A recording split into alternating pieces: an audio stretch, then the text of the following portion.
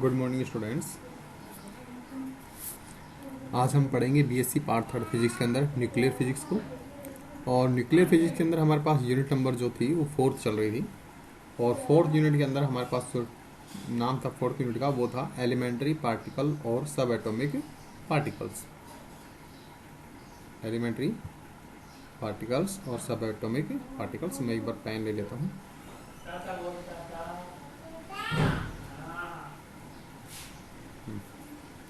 ठीक है।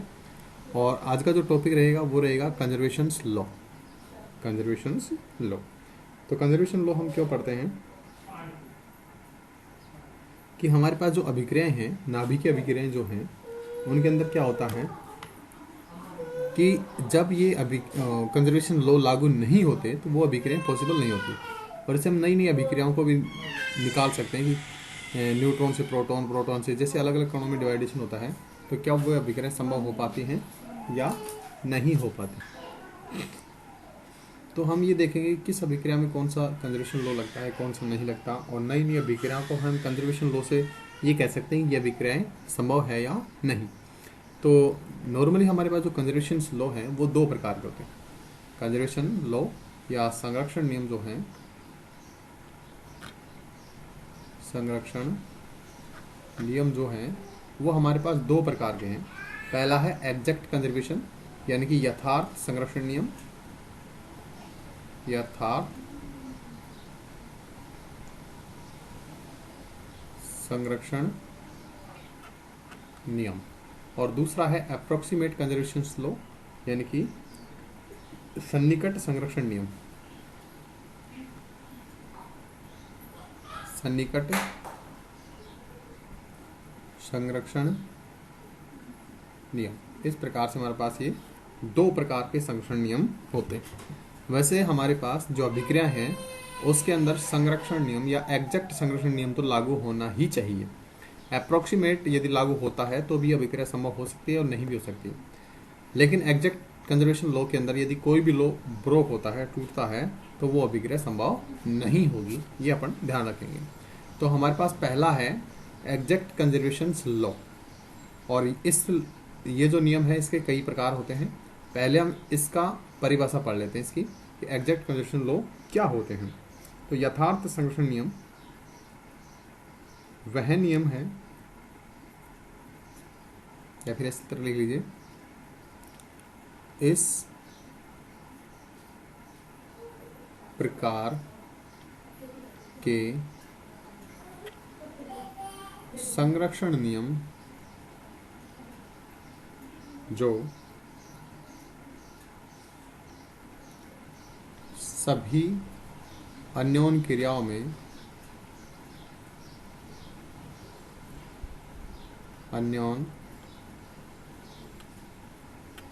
में जैसे कि हमारे पास प्रबल है, दुर्बल है और विद्युत चुंबकीय है,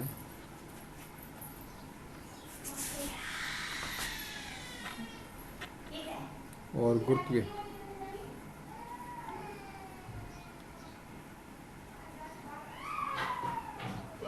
अन्योन क्रिया में वैध रहते हैं, उन्हें यथार्थ संरक्षण नियम कहते हैं। ठीक है, यथार्थ संरक्षण नियम को हम कहेंगे। और साथ में आप ये भी ध्यान रखेंगे कि आपको यदि यथार्थ संरक्षण नियम की परिभाषा पूछी जाए तो आप इस तरह से लिखेंगे।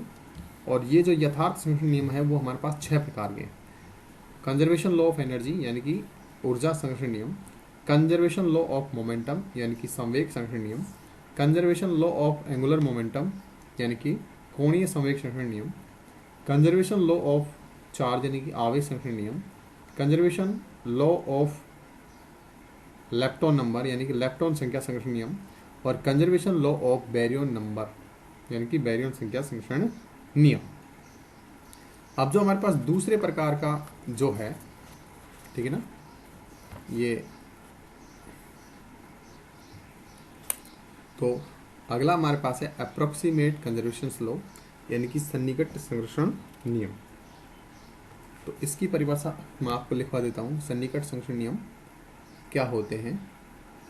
इसकी परिभाषा है कि वे संरक्षण नियम, वे अपन ऐसे करते हैं, इसकी परिभाषा यहाँ लिख देते हैं। वे संरक्षण नियम जो परबल अन्योन्य क्रियाओं में तो संरक्षित रहते हैं, परबल अन्योन्य क्रिया में तो संरक्षित रहते हैं,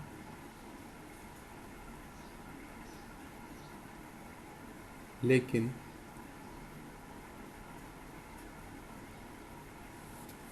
जिनकी पालना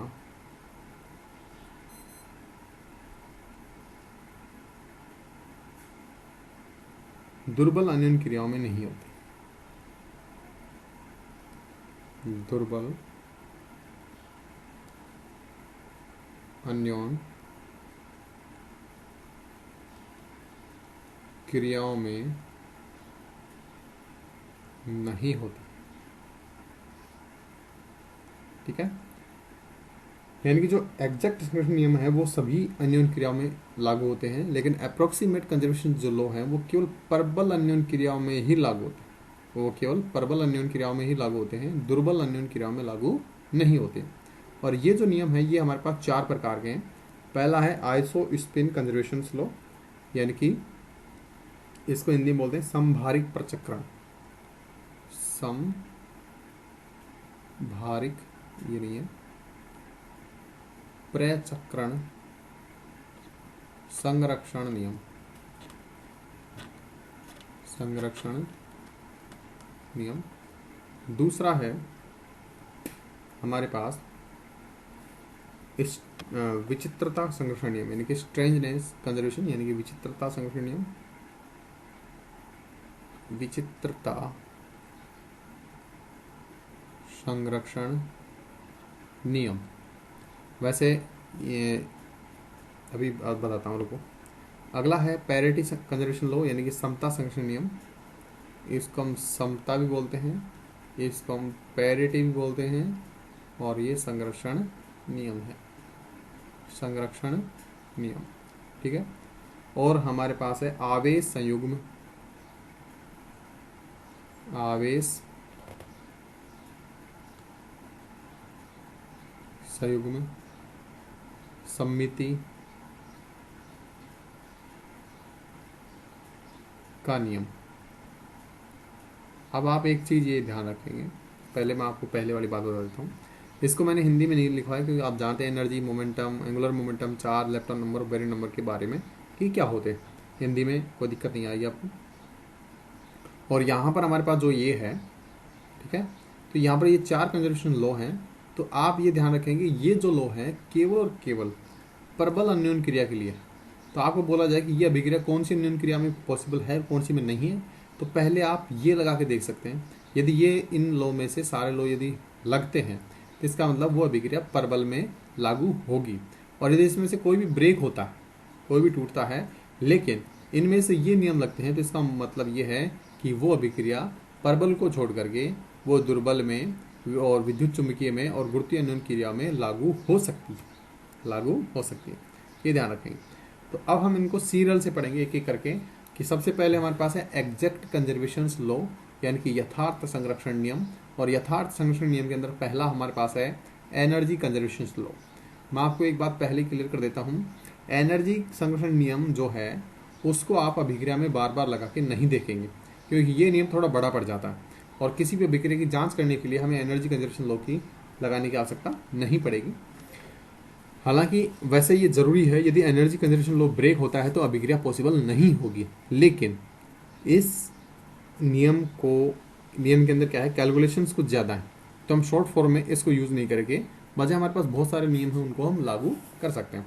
और ये मान के चलेंगे कि जो अभिक्रिया दी गई है उसके अंदर एनर्जी और मोमेंटम दोनों कंजर्व रहेंगे। बाकी इसके अलावा जो लेप्टोन नंबर है, बेरियन नंबर है, पैरिटी, चार्ज, स्पिन जो भी हैं सब लगा के आप देखेंगे, क्योंकि उनको याद करना भी और उनको कैलकुलेट करना भी आसान पड़ता है।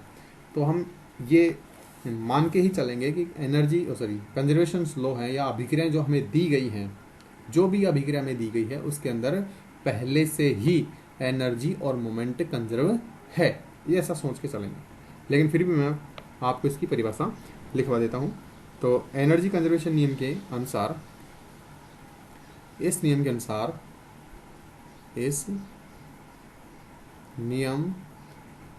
के अनुसार मूल कणों की अभिक्रियाओं में मूल कणों की अभिक्रियाओं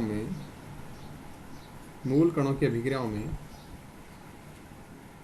कुल ऊर्जा संरक्षित रहती है।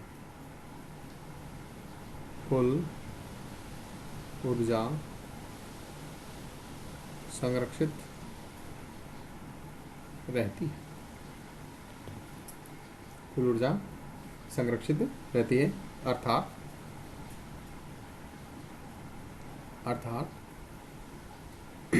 अभिक्रिया से पहले और अभिक्रिया के बाद अभिक्रिया से पहले व अभिक्रिया के बाद ऊर्जा संरक्षित रहती है। अभिक्रिया से पहले और अभिक्रिया के बाद क्या रहती है? ऊर्जा संरक्षित रहती है। अब इस नियम को आप लगाओगे कैसे? मैं आपको एक एग्जांपल देता हूँ। तो एग्जांपल को तौर पे हम ले रहे हैं कि न्यूट्रॉन जो है, एक न्यूट्रॉन जो है वो प्रोटॉन में प्लस इलेक्ट्रॉन में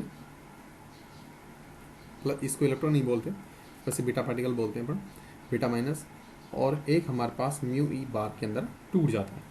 तब आप इसके अंदर एनर्जी कंजर्वेशन लॉ कैसे लगाएंगे देखिएगा। आप सबसे पहले एनर्जी निकालेंगे न्यूट्रॉन की, वो रहेगी एम एन और सी स्क्वायर, ठीक है ना, एम एन और सी स्क्वायर, और ये हमारे पास होती है 939.565 मिलियन इलेक्ट्रॉन वोल्ट पर सी स्क्वायर, नहीं अपन केवल मिलियन इलेक्ट्रॉन वोल्ट मिलेंगे, ठीक है। उसके बाद प्रोटॉन के लिए निकालेंगे तो ई पी का जो मान होगा वो रहेगा एम पी और सी स्क्वायर, तो ये हमारे पास रहेगा 938 रहता है, लगभग 938.272 मिलियन इलेक्ट्रॉन वोल्ट होता है। और ई के बारे में लिखे तो एम ई और सी स्क्वायर की बात करें तो ये हमारे पास लगभग होती है 0.511 मिलियन इलेक्ट्रॉन वोल्ट। और एक लास्ट रहेगा ई म्यू ई बार की बात करें तो इसकी जो ऊर्जा है वो हमारे पास जीरो होती है। कितनी होती है? जीरो। आप एनर्जी कंजर्वेशन लॉ से आप लगा सकते हैं। न्यूट्रॉन की ऊर्जा हमारे पास है 939.565 इज इक्वल टू, आप इधर से जोड़ोगे तो 938.272 प्लस 0.511 प्लस 0, तो इधर देखिएगा 939.565 इधर हमारे पास एनर्जी है, और इधर भी हमारे पास जो आती है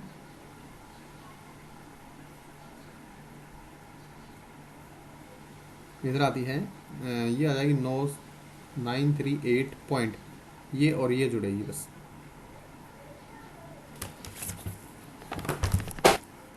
तो हमारे पास हो जाएगी ये 938, और इधर है 511 और इधर है 272, आप इसको जोड़ लीजिए तो रहेगा हमारे पास 3 और 8 और 8, ये रहता है।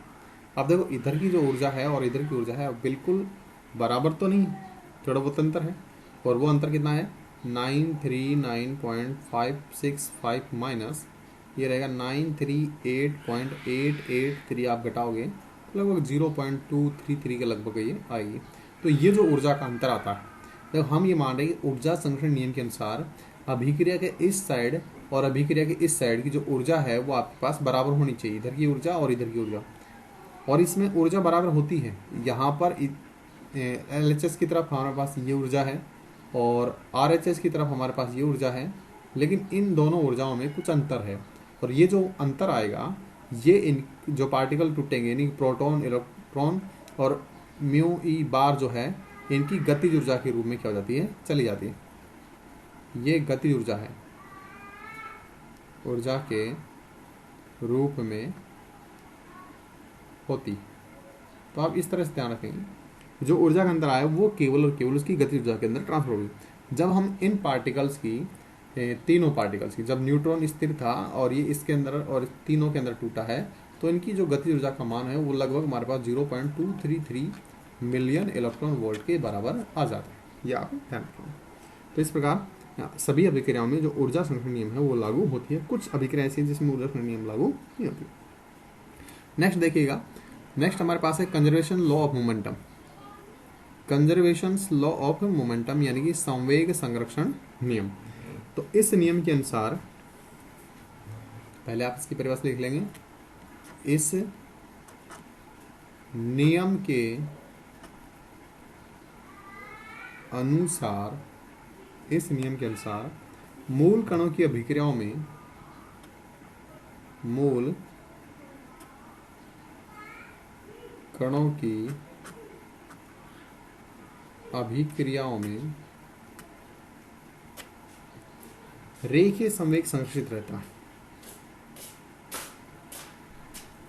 रेखीय संवेग संरक्षित रहता है। रेखीय संवेग संरक्षित रहता है। और ऐसा बोल सकते हैं आप, अभिक्रिया से पहले और अभिक्रिया के बाद जो कुल रेखीय संवेग रहेगा वो क्या रहेगा, कंजर्व रहेगा। ऐसा भी लिख सकते हो आप,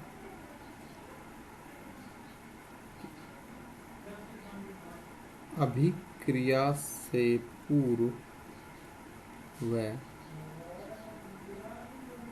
अभिक्रिया के बाद कुल का प्रयोग जरूर करेंगे। कुल रेखीय संवेग संरक्षित रहता है। कुल रेखीय संवेग संरक्षित रहता है, ये आप ध्यान रखेंगे। ठीक है, इसके अंदर हम एक एग्जाम्पल लेते हैं। एग्जाम्पल के तौर पे हम मानते हैं कि पायोन जो है, आप एग्जाम्पल ले लीजिए, जो पाई माइनस है वो टूटता है म्यू माइनस के अंदर, और एक एंटी न्यूट्रिनो म्यू न्यू बार के अंदर टूट जाता है। ठीक है, अब इनका संवेग देखेंगे। तो पहले ही मानेंगे कि जो पायोन है पहले स्थिर अवस्था में था, तो ऑब्वियसली बात है पी पाई माइनस का जो संवेग होगा वो कितना रहेगा, 0। क्यों? क्योंकि सर्वप्रथम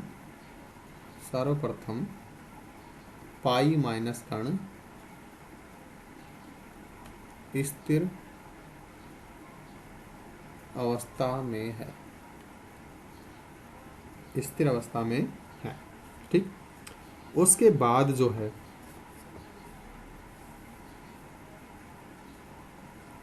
तो ये संवेक्षण नहीं रहेगा 0, इधर तो इधर रहेगा प्यू mu minus plus p nu nu mu bar. ये हमारे पास संवेक्षण के नियम से इस तरह से अभिक्रिया निकाल सकते हैं कि अभिक्रिया से पहले भी हमारे पास कुल संवेग 0 है और अभिक्रिया के बाद भी हमारे पास कुल संवेग कितना है, 0 ही है।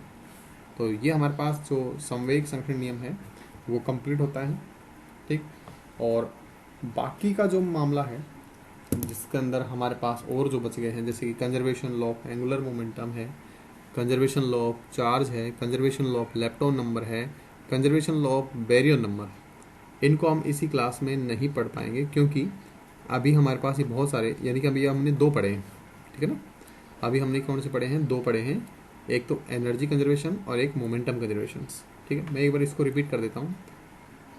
ऊर्जा संरक्षण नियम का मतलब होता है कि अभिक्रिया से पहले जो पार्टिकल है उनकी कुल ऊर्जा, अभिक्रिया से पहले जो पार्टिकल हैं उनकी कुल ऊर्जा इधर वालों की, और अभिक्रिया के बाद के जो कण हैं या मूल कण हैं उनकी कुल ऊर्जा बराबर होनी चाहिए, तो ही ऊर्जा संरक्षण नियम लागू होगा। ठीक है, कुछ अभिक्रिया जैसे कि हमने इसको कैलकुलेट किया तो इसमें कुछ अंतर आया, तो वो अंतर हमारे पास यहाँ पर गतिज ऊर्जा के रूप में हो सकता है। आप इसमें से लगाओ E और N इक्वल टू रहेगा हमारे पास e p plus e plus e mu e bar और प्लस यहाँ पर आप Q जोड़ेंगे और Q क्या रहेगा,